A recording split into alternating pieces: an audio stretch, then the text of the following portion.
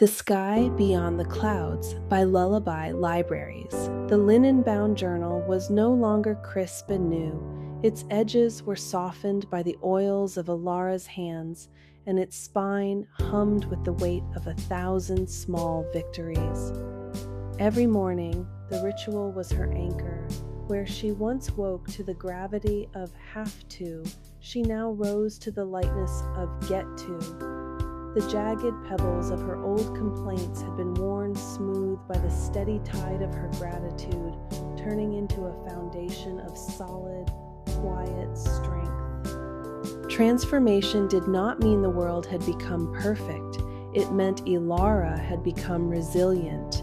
When a glass of dark juice shattered across her cream-colored rug, the old Elara would have let the spill ruin her entire week, seeing it as a personal attack from the universe. The new Elara simply took a breath. She found gratitude for the sturdy towels that soaked up the mess and the nimble strength in her own hands as she worked.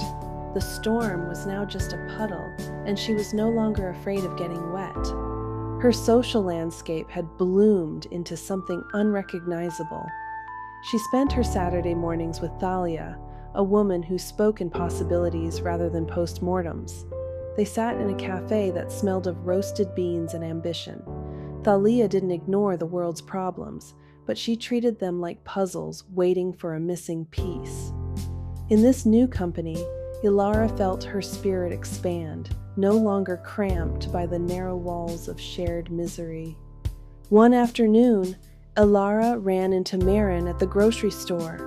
Marin immediately began a litany of woes: the rising prices, the incompetence of the staff, the unfairness of the weather. For a moment, the old gray echo inside Elara stirred, tempted to join the chorus of gloom. But the sound felt discordant now, like a radio tuned to the wrong frequency. Elara realized she no longer spoke that language.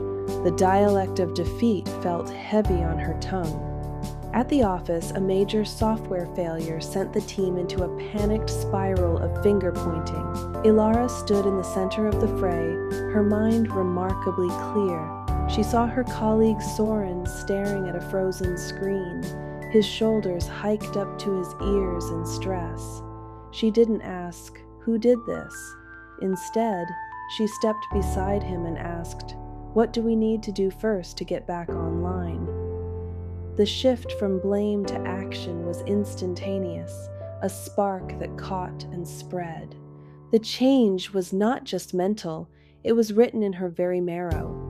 The buzzing anxiety that had once kept her heart at a frantic gallop had faded into a rhythmic, reliable beat.